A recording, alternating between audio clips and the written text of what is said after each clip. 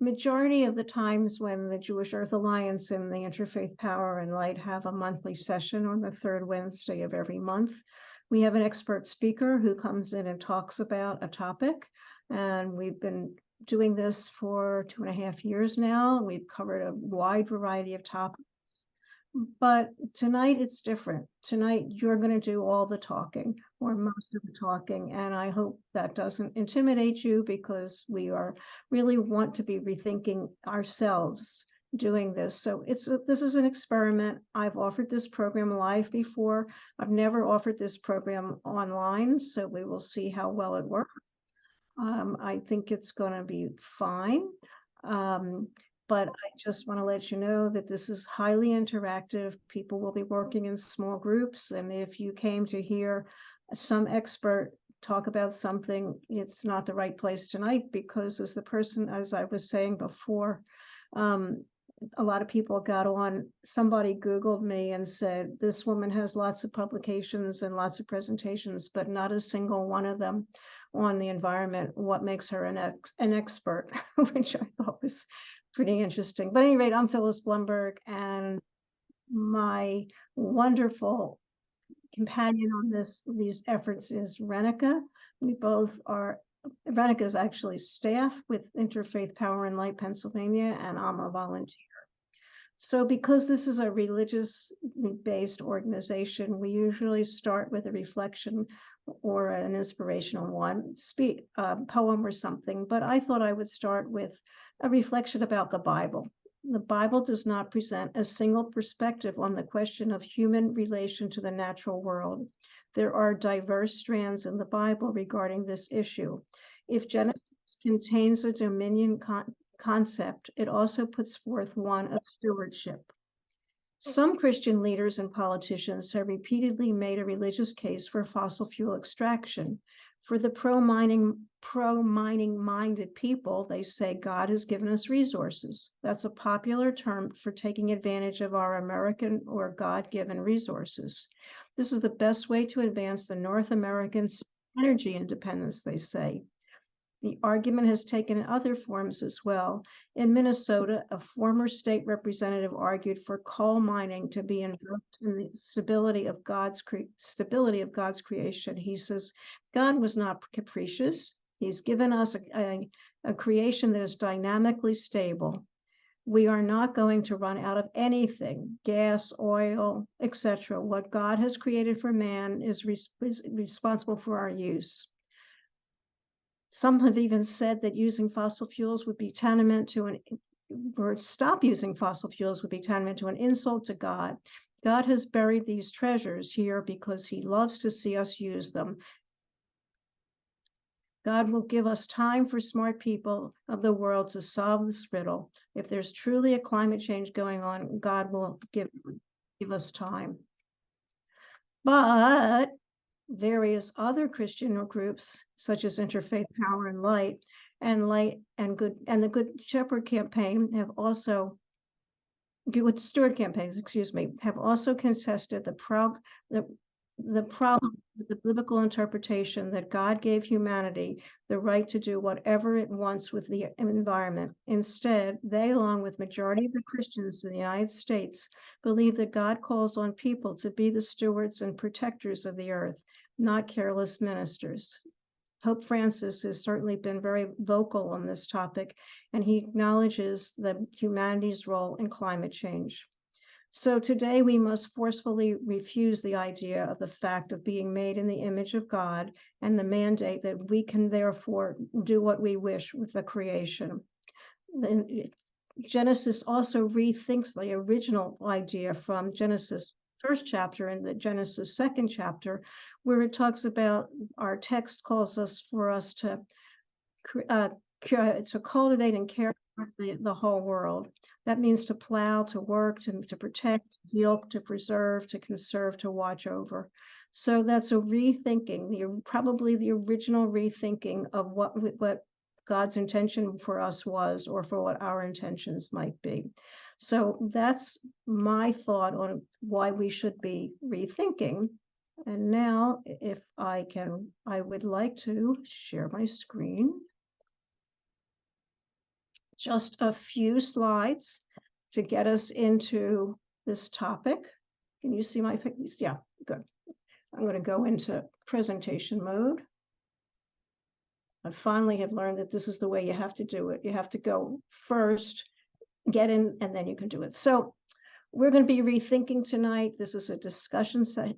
As I said, we're going to be breaking into small groups, rethinking our connection and to fossil fuels as individuals or as community members. So some myths or outmoded ideas. Climate change will occur in the future. Well, that might have been true 50 years ago, but I think all of us this past year are seeing the climate is disturbing us now and when we're all feeling it. Some people felt that Pennsylvania was not at great risk from climate change. Well, we've experienced flooding and extreme heat, and we've experienced other weird wet weathers that right here in Pennsylvania. So if anybody thinks that it'll occur in the future, it's not going to occur in Pennsylvania and it's not going to affect us, then they have to rethink what they want to be doing.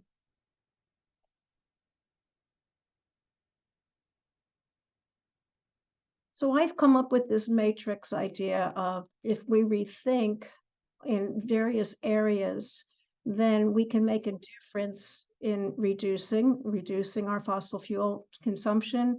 We can make a difference in how we replace things, and we can make a difference in how we renew things. So the 7 areas that I want people to consider tonight are all modes of transportation. That includes whether or not you fly someplace, whether or not you decide to take public transportation, the stuff we buy, all the stuff we buy, how it gets to us. Food, from the production, how it's farmed, or how it's produced, the marketing of it, the preparation of it, the consumption, and the waste of it. Another one is the built environment, like the buildings that we live in, the construction materials that we use, our HVAC appliances, our home energy use. So I'm going to give an example of rethinking. I grew up in Philadelphia where gas was a really big deal. And the gas companies made a big deal of saying gas is clean. Everybody wants to cook with clean gas, and we want to heat our homes with clean gas. Well, recently, in the past year or so, we're coming to learn that gas, when you cook with it or you heat with it, it causes indoor air pollution, which is leading to health problems in children. So that's a whole rethinking of how we think about something like gas.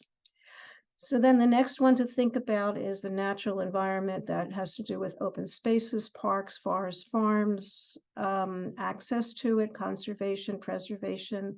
And a topic that's getting a lot of publicity nationally is how do we care for the land around our homes. And it used to be that we all wanted green lawns that were very well manicured, all evenly cut.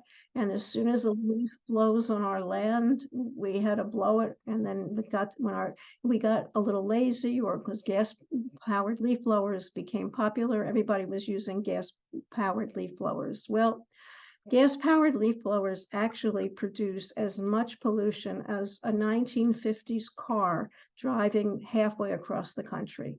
That's how deadly they actually are. And another area that we could be considering tonight is individuals cause pollution, and therefore individuals' actions can solve it.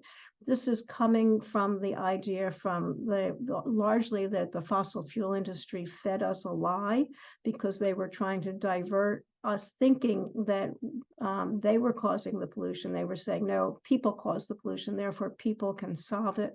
And also moving from individual actions to collective actions.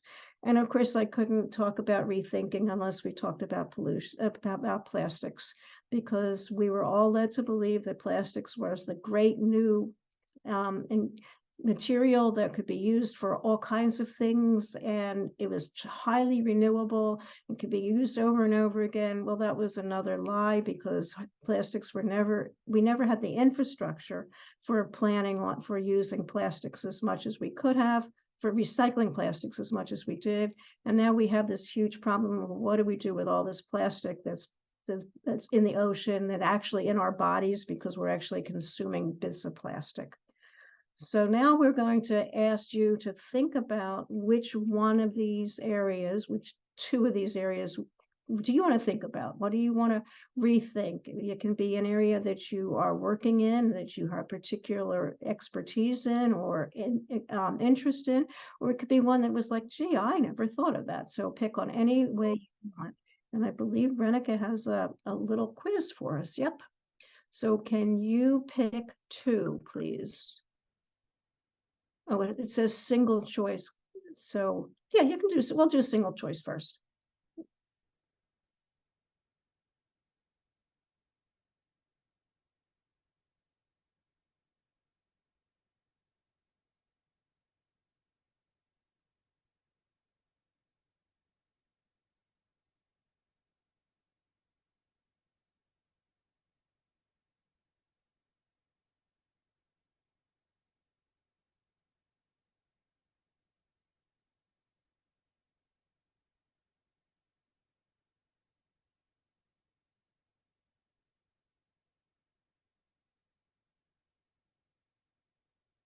Has everybody picked?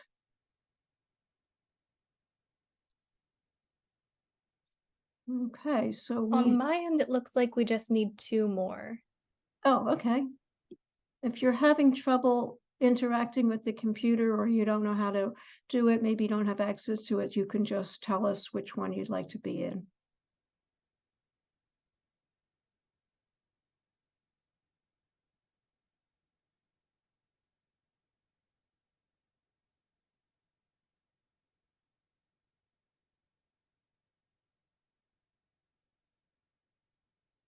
We have everybody now? Yep, we got everyone now. Okay, great. So we have groups of 2 and 3 and 4, which is perfect. So now Renica the wizard is going to ask you to join a group, a small group. So I should be, before we go to small groups, I just want to tell you what we're going to be doing next. Oops, let's take the poll out. So we picked 2 topics that we would like you to rethink. You've already determined which ones you want to go into. Next, we're going to be going into breakout rooms, and we're going to be providing you with a fact sheet, which if you need to learn more or if you have some questions, hopefully the answers will be on there. We're going to give you 15 minutes to rethink this one topic area, to talk about how you can make a difference. We all can make a difference through reduction, renewal, and replacement, or another way of doing it. And then we're asking you to be prepared to report back to the larger group. And we've provided you with some summary sheets if you wish to use them. You certainly don't have to use them. And then we're going to share our ideas with the larger group. Hopefully we'll all learn on it. And then we're going to end the session with some action items. So any questions before we move into small groups?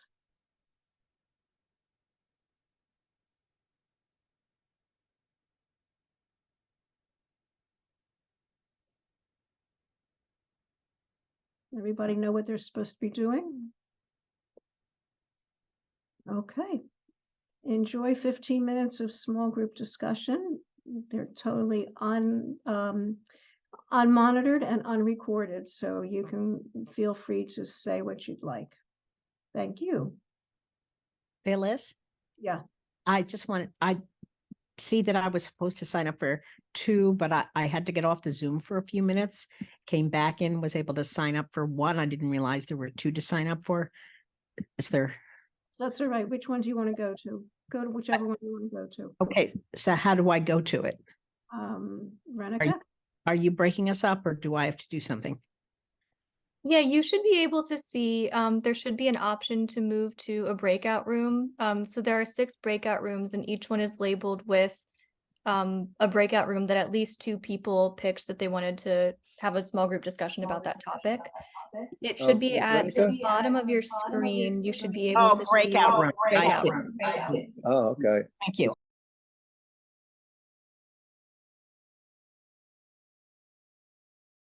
And then mulching up leaves with that mower, mulching up the leaves. for our flower beds, to put back in our flower beds to help the soil. We talked about reducing the amount of lawn that we all have, and replacing it with bushes and trees. And yeah, so yeah, reducing the amount of lawn was really good. As terms of farming, we talked a little bit about regenerative agriculture and how important soil health is. I mentioned Kiss the Ground. There's another movie that's coming out, Common Ground, it's called. So yeah, Kiss the Ground and Common Ground talk about farming. Dorothea and her husband live on a boat part of the year. And so we talked a little bit about the ocean, how important ocean health is. And then she also had said, she had some great insight with this, with when you live in a boat, you know, you're kind of cramped for space, and it kind of forces you to rethink about, you know, is this really necessary? Do we really need this on a boat? You know, can we reuse different things, you know, to save space and stuff like that? So that was a really interesting discussion. And then also about watching movies about real people who do with less. Like there was a gentleman, I guess, that didn't want to do with a lot of electricity, so he used as little electricity as possible. And then also I remember gentlemen, you know, that wanted to reduce the amount of trash that he had. And so watching real people do those things was really important. And I think that's about what we had. If anybody else wants to jump in from our group, Dorothy or Susan or Marilyn. So how do these relate to our reduction of fossil fuels? Oh, well, definitely electric mower purchases. Mhm. Yeah, definitely. Mulching, that's replacing fertilizer. You don't have to buy fertilizer, you know, And that's using. fertilizers come from fossil fuels. Right.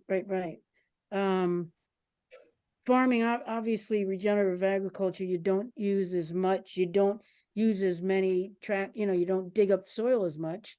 And so you're not burning as much, you're not having to lay as much fertilizer and stuff with that. The cramp for space, yeah, you don't have to purchase other items that you don't have, you know, what you don't use is, the less you use, the better, as far as saving production of items. And then just learning behavioral changes, like watching what people are doing, and, you know, getting ideas for how you can reduce the amount of electricity you use, or the amount, you know, any of it. Reducing is always a huge way, or reusing is a huge way of saving, yeah, energy and fossil fuels. Great, thank you so much. Sure. Does another group like to report back?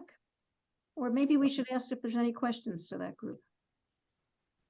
I mean, I don't necessarily have questions, I think, just things that to share, I guess. You know, people mentioned mulching leaves. I always thought it was I remember growing up when I was younger, I was very confused why people were blowing leaves away. I thought leaves were fun as a child, and also because I was like, well, nature gives us leaves. Why do people not want them? They're not ugly. But one thing I wanted to mention was that a lot of insects and other organisms build homes and hibernate or lay eggs in leaves. So if you can, don't mulch them, just leave them be, or as some people like to say, leave the leaves. It's a nice saying. It's a fun saying. Because it is really, really important to them. Not that there's anything wrong with mulching leaves. I think mulch and creating your own mulch is a great way to, you know, naturally take care of whatever outside space you have. But if we can leave things for the insects, we all know how important insects are, kind of an invisible backbone to the ecology and environment around us. And we're on track to lose like 90% of them, I think, if I'm remembering correctly. So yeah. And also when it comes to plants and such, native plants are really good. A lot of people go to, it's kind of strange that in landscaping, even now, a lot of people will choose to plant invasive species, which is crazy to me. But it's nice to remember to plant native plants, and also because you don't need to spend as much water or time taking care of them. They're literally adapted to the environment. If you want low maintenance gardening, which I don't know why anyone wouldn't want that, then that's one way to go. But yeah, and then I guess if anyone else wants to ask questions or talk about this. But if not, I can just talk about what my group We talked have about. a few more groups that we want to have the feedback on, so thank you. I could start a little bit on the transportation group. We talked a lot about EVs, electric cars. I'm a Tesla fan. I've had a Tesla for 3 years, and you know, we talked about concerns about range anxiety and how that's really not an issue. We talked about the charging networks, and how the prices have come down considerably. The car I bought is a lot cheaper these days. In fact, you can get the entry-level Model 3, if you include all the incentives now for under $30,000, which is pretty amazing. So I didn't mention in the group though, we live in a 55 plus community, and I started an EV club here. So I'm always trying to raise awareness of EVs. I participate in a Tesla club. So, and we do a lot of things to support EV week every year, and have different events like that to try to spread the word. So anybody else who want to chime in, please do.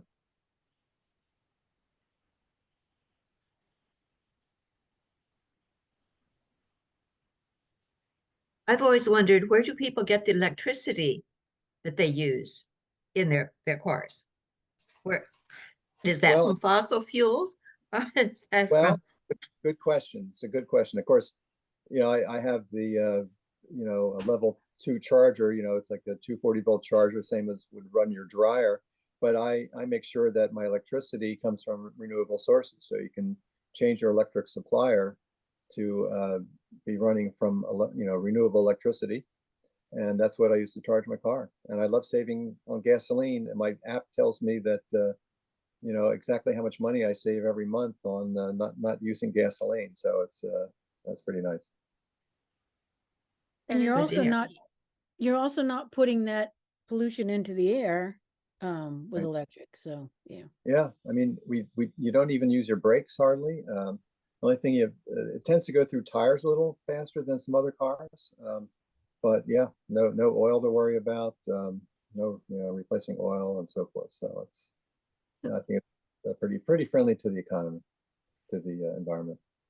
So Patricia, even if you're charging your car with dirty oil, with dirty electricity coming from whatever Pico is going to be giving you, or your own utility company, you're still burning far less fossil fuels than if you were using a got car. So there is a trade-off in using renewable energy is good, but it's not entirely necessary. There is also, I do think in a lot of areas, people don't always have an option on whether they can charge their cars with renewable sources or not. And the large majority of America still runs on fossil fuels or gets their electricity from non-renewable sources, which isn't something we can really control. That's more of an infrastructure thing that we as individuals can't do on an individual level, but we can, lobby for or change in that way if we get together as groups. But then there's also the question of, the rare earth metals and such in the batteries of cars, which has questions about, the ethics of it. And also like mining is an incredibly environmentally damaging practice.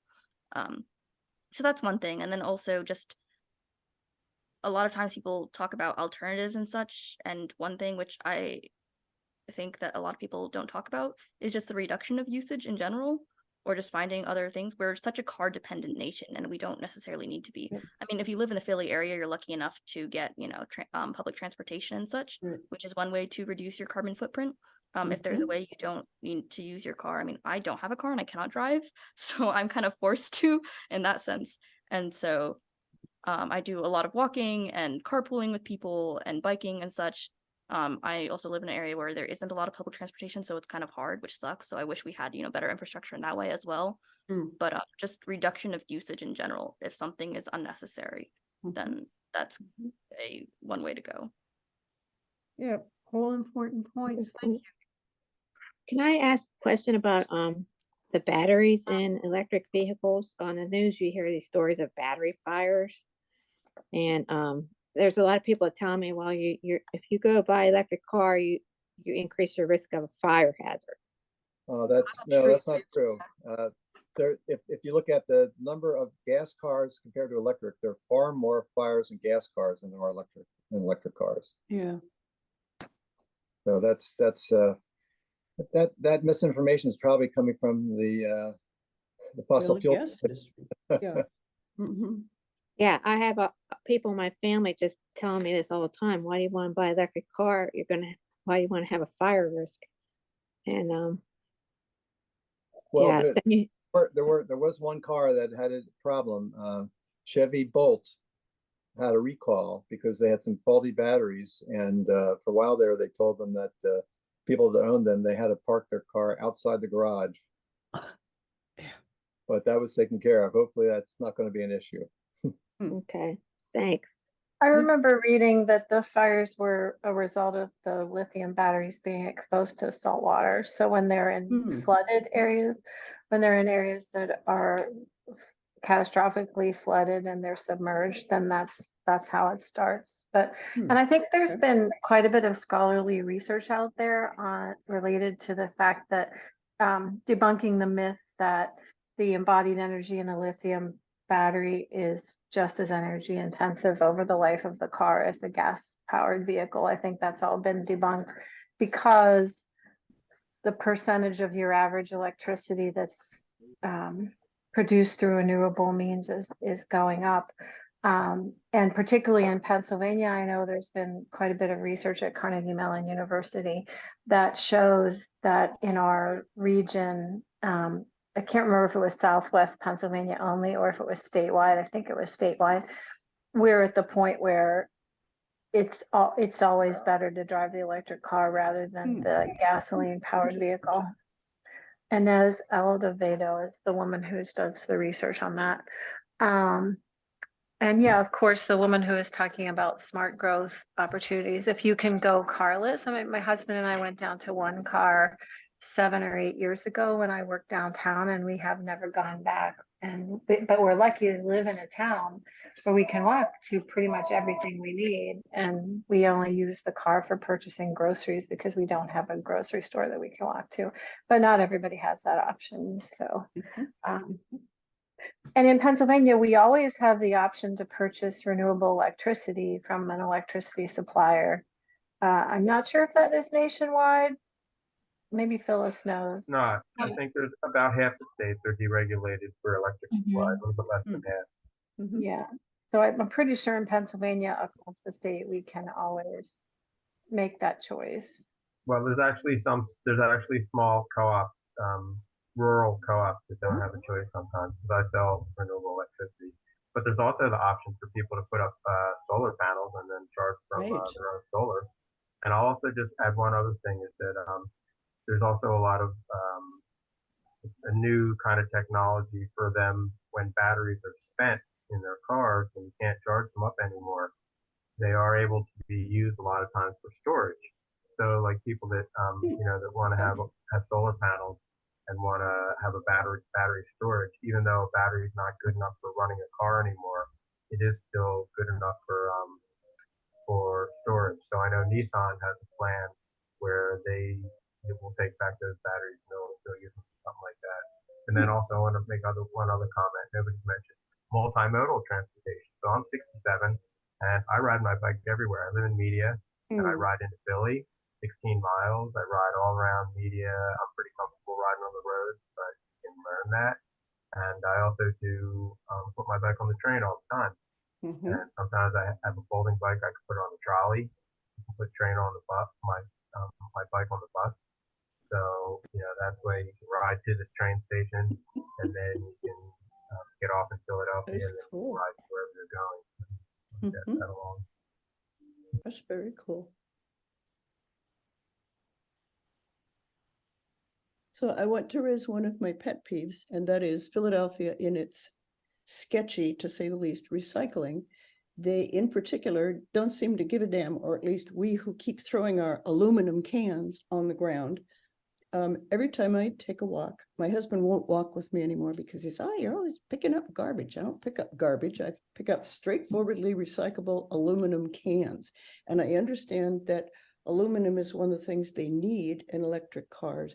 I don't remember for what part. Maybe it's just because it's lighter. I don't know. But it seems to me that somebody somewhere ought to be saying, we will pay you 10 cents, whatever it is that's on the side of the soda bottles that we can't do in Pennsylvania, because after all, they said way back in the 70s, nobody would recycle.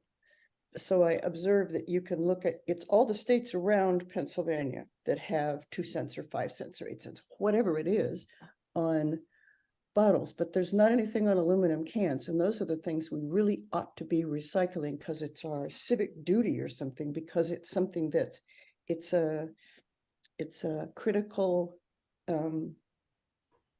component, a critical element in what the stuff that they need to put together to make all of this. Great. Howard has a question.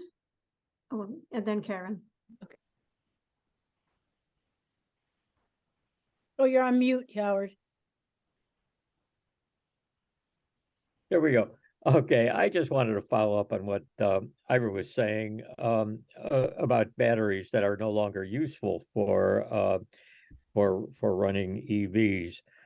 There's an intermediate stage before they go to home storage, and that is they can be used to power small vehicles like forklifts and mowing tractors and things like that.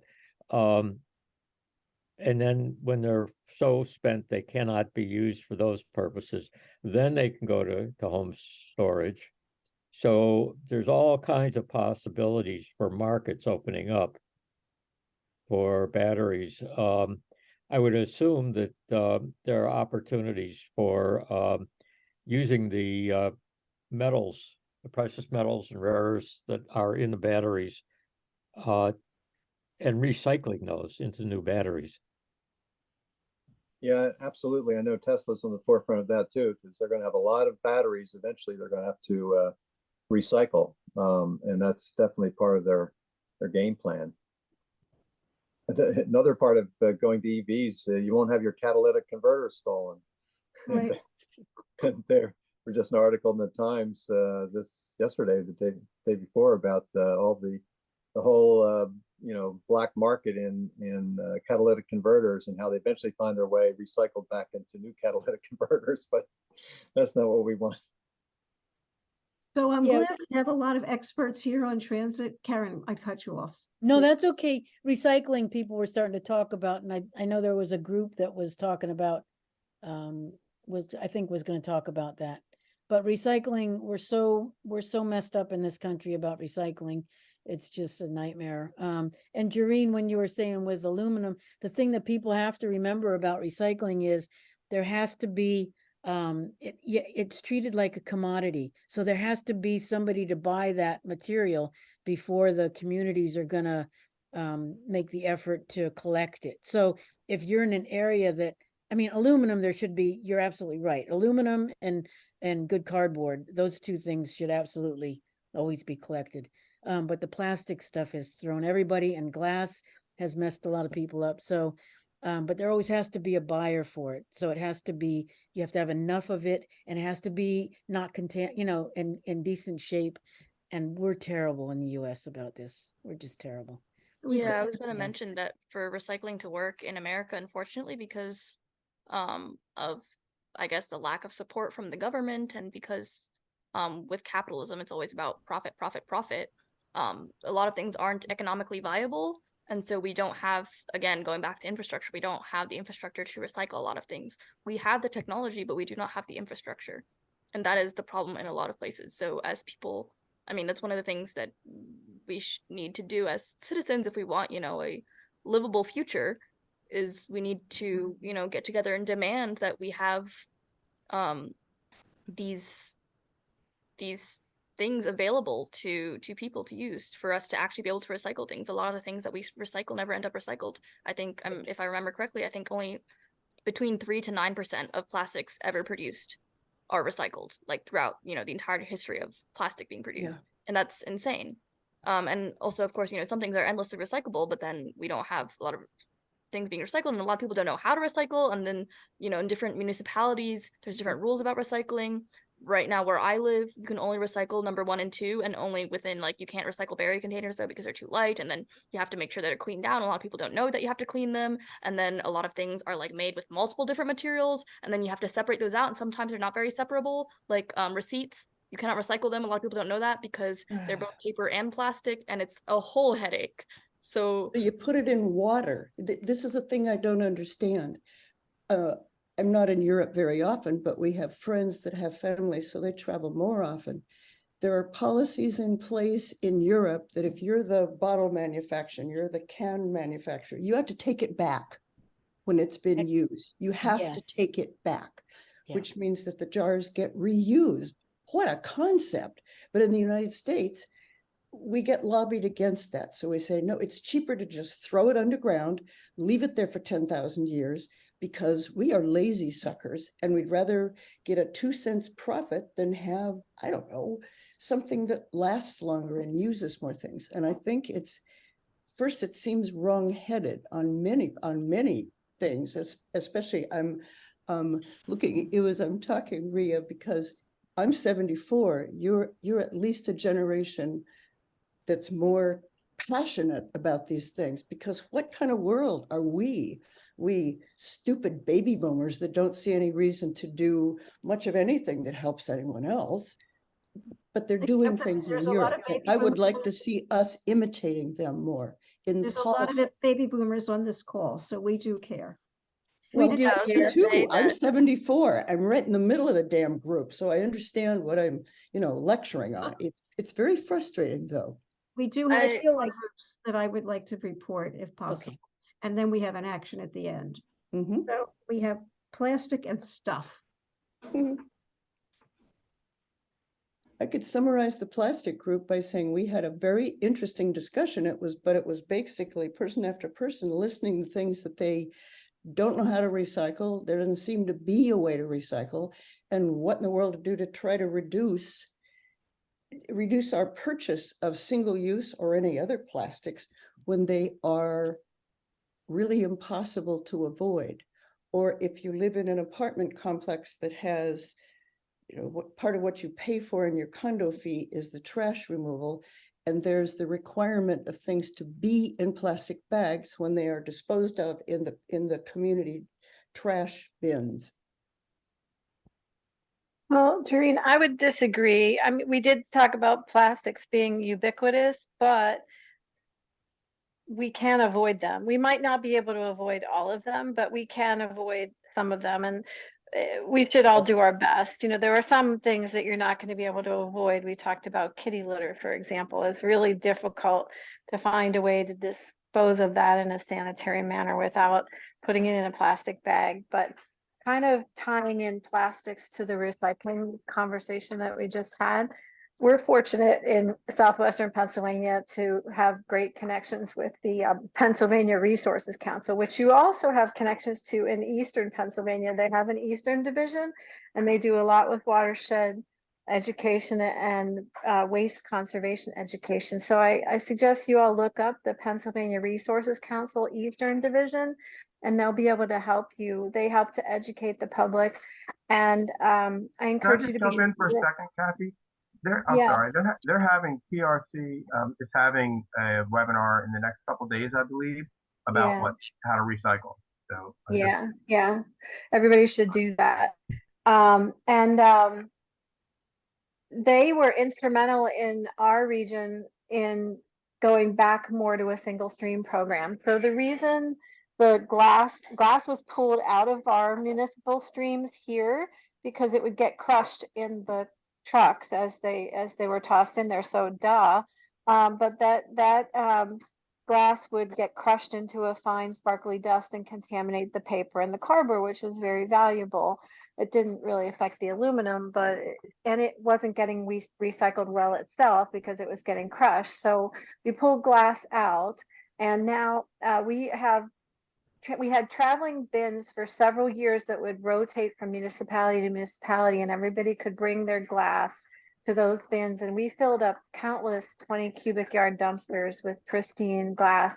And I can't tell you how beautiful it looks sitting there sparkling in the sunlight, because we knew it was going to be recycled well. It was going to be 100% recycled, and it wasn't contaminating anything else.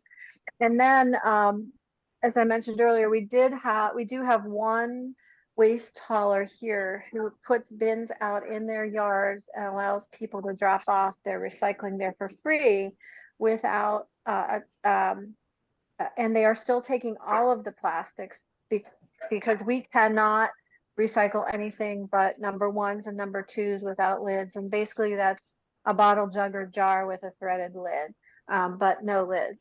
So you can still take all of your 5 clamshell containers and yogurt containers over to Michael Brothers. But again, like that's only going to get recycled one more time because it's all going to get mixed together and get made into a piece of porch furniture or something. So when that reaches the end of its useful life, it will go to landfill. But at least you're doing that one more time. So we talked about a lot of different ways we could move away from plastics. If you have refillable dispensaries for soaps and soap powders, and there's a lot of dishwasher and laundry and bathroom soap manufacturers now that reduce their packaging and offer it outside of plastic in easy to ship containers. And we're finding solutions for glass through recycling. You can make your own food products like yogurt or iced tea. You don't have to buy that in plastic bottles, or make your own juices and things like that. Especially, you do need some time to do that. But we used to do that. We talked about bringing back a conservation mentality where we just use it up, wear it out, make it do, or do without. Because when I was growing up, we didn't have plastic. It didn't really exist.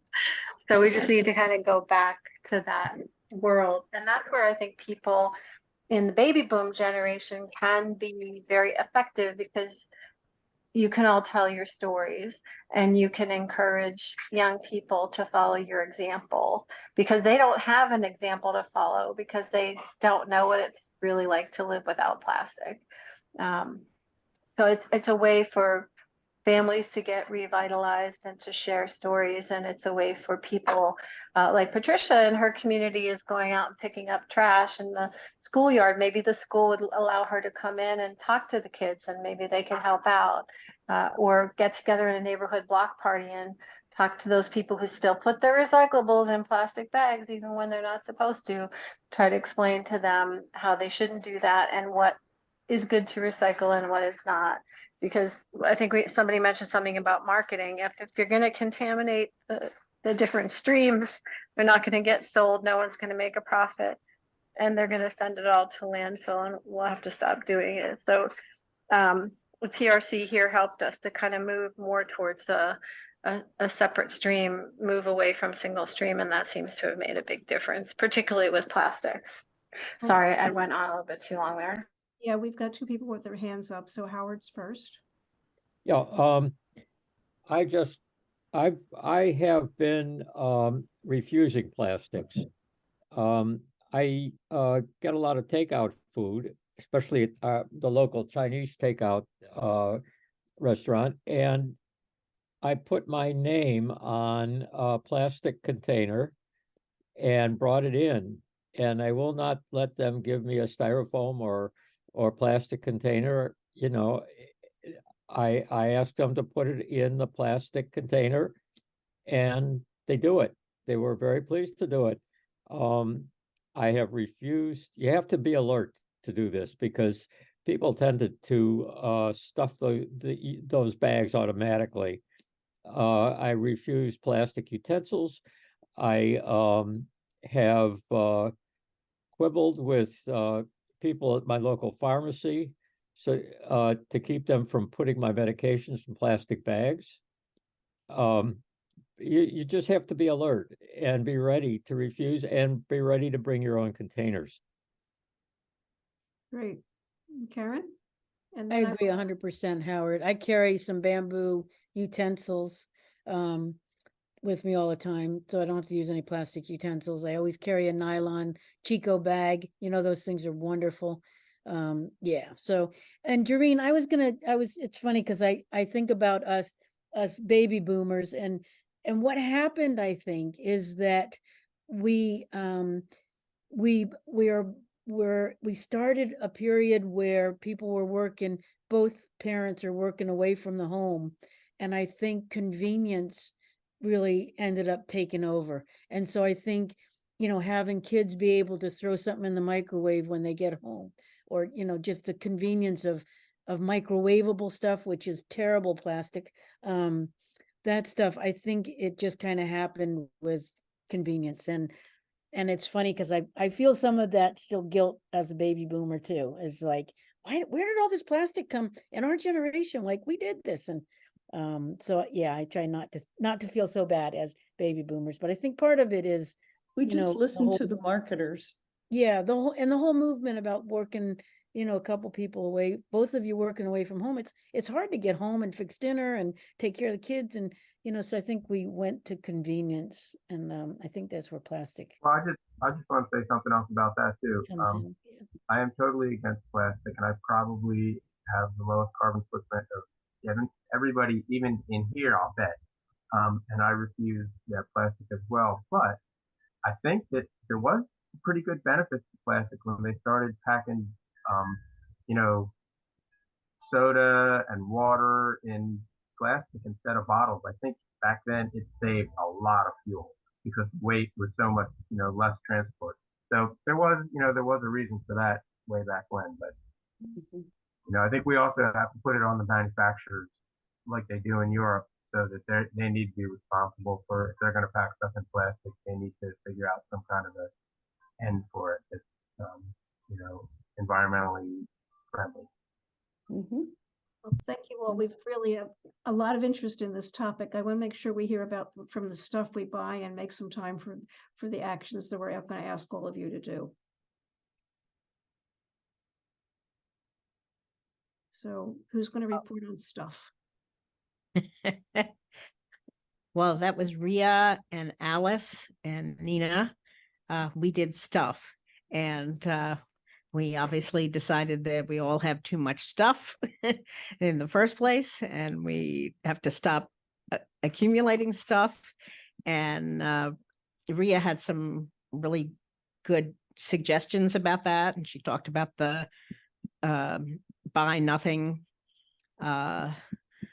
communities, and we talked about thrift stores, and not thinking of going to buy it either in a store or on Amazon or whatever, but just like trying not to see if we really need it in the first place, and if we do need it, to get it through some recycled system, and even with the buy nothing, to get it for free. So I mean, it's just like makes perfect sense to want to do that. And so and then we talked about the getting rid of stuff, and needing the issue of trying to get rid of things in a responsible way, to give away, and so we talked about accumulating, not accumulating, getting rid of. Ria, you also mentioned things about in terms of ownership of things. I think you started out talking about how ridiculous it is for every household to have lawn mowers and leaf mulchers and all those things, when it would be incredibly rare that everyone is mowing their lawn on the same day at the same time. So why can't two neighbors or even a whole block or something kind of have one such product, rather than a dozen people having the same product that they rarely use? And anyway, so Alice, Ria, do you want to pick up on some of the other things we talked about? My summation was that we need to get it out there for people to know about it. I mean, I myself talked about how I had been guilty the day before of exactly the problem of thinking I needed a can opener. I went across the street to Target. I didn't think I could have gone to Goodwill. I didn't think I could have gone to a neighbor, and it's just like it didn't enter my head. And so that's part of just habituating myself to a kind of attention to these kinds of things, having it be put out there, on the back of trucks, or I don't know how you get it out there to remind people to do something. It's so obvious as soon as you say it that it would be a smart thing to do. But anyway, in addition to those, Ria and Alice, I'm sure I'm forgetting some things. So you want to fill in? I don't know if it's Rhea still on, but she had she was the one that mentioned the Buy Nothing group on Facebook, which I never heard of before. And she said you could get on Facebook in your community. There might be a Buy Nothing group, and somebody's looking for something, and you just give it to the person that's looking for that. We also talked about using the library for books instead of buying new books. And secondhand books. We talked about just needing to change your mindset. I mean, everybody's just in our culture just used to buying new things. It's just changing over to like a more gifting economy, a different kind of mindset, like a transformation. That's what take rethinking place. is all about, a different mindset. Yeah, Mhm. and I mean, these are all obviously individual things, and I was talking about how, I mean, I think a lot of it is just about community. A lot of people have told me that it's odd that I know the names of my neighbors back home. Right now I'm at university, so I'm not in Pennsylvania, but normally I live at home in the Philly area. And I love my neighbors, and I think the Buy Nothing group is a great way to, get to know your community, get to know your neighbors and stuff, and connect with them. People even, will ask, oh, I need to borrow a lawnmower. People ask to borrow things in the Buy Nothing community as well. It's all about not buying anything and having a circular and community-based economy. And I think part of it, that, as you said, there's a generation gap in some ways. I think a lot of young people are more prone to, recognizing that we are entering, we are in an era of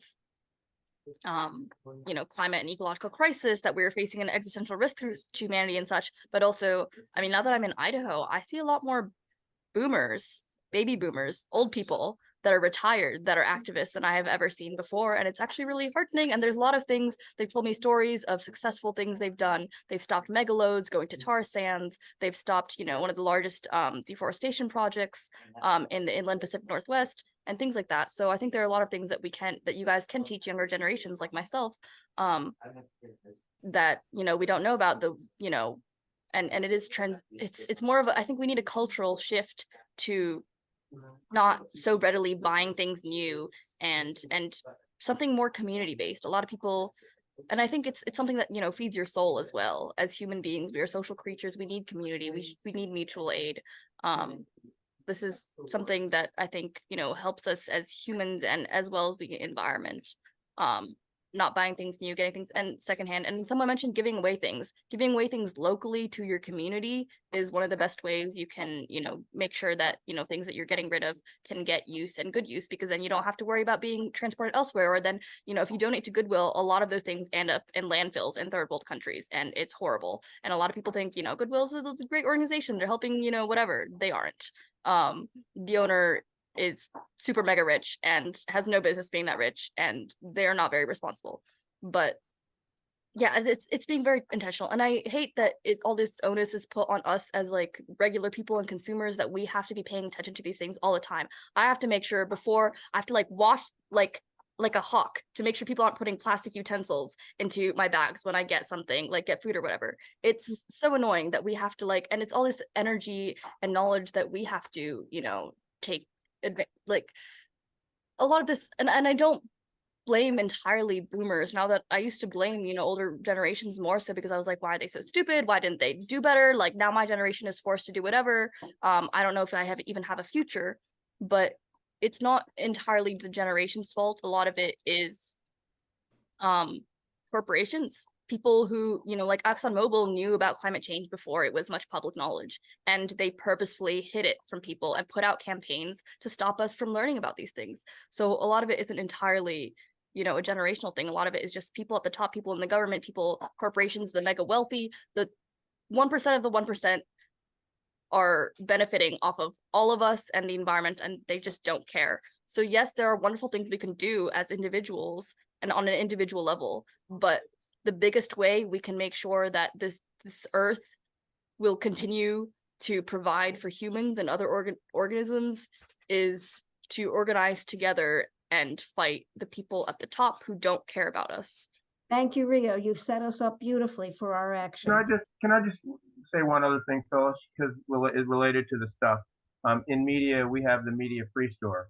It's a project of the Transition Town Media. There's also a Transition Town in Phoenixville and maybe one up in, I don't know, around Ambler. But you know, they rent a space in a church, and it's all volunteers that work there, and you can bring stuff and you can take stuff, and you can make a donation when you bring stuff, and you can make a donation when you take stuff, and it's working out, and it just for like 3 years. That's it. Yeah, absolutely wonderful idea. So now I'm going to pass it over to Renica, who's going to give us actions, and one of them relates to plastic as well as farming, and so things that we've been talking about quite a bit tonight. Yeah, absolutely. So since one of our topics today was plastics, we're asking that you just consider contacting your senators and representatives to co-sponsor the Break Free from Plastic Pollution Act.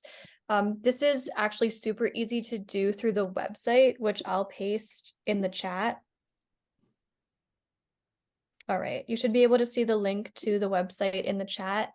I'm also going to put in a link where you can look up your representatives and senators by address. And you can read all about that act. I'm just going to be mindful of time and say that you can read all about that act at that link. It contains a lot of really cool information. And like I said, there is a button in there that you can press to be able to contact your senators and representatives. Can also do it through the contact information at the other link where you can find your legislators in Pennsylvania. One last thing that I also want to bring to your attention is that PA IPL works closely with the Climate Action Campaign, and we are circulating a petition. It's to the Biden administration, and I've talked about this on some other calls, and some of you may have already signed on either on these calls or at our annual conference. So I'm just going to talk about it very briefly again, that this petition urges the administration to finalize stronger pollution standards by May 2024, so by the end of his administration. That Google form link will lead you to the text of the petition, which you can read, just look over, see if it's something that you agree with, and if so, you can sign on. And that is all I have for you tonight. So getting back to the reducing the plastic, that bill was just introduced in Congress, and it's been referred to a committee that Fetterman is on. So if you only have time to lobby one person, make sure you talk to Fetterman, because right now it's in the committee that he sits on. So Edward, I know you came late and you have a lot of expertise.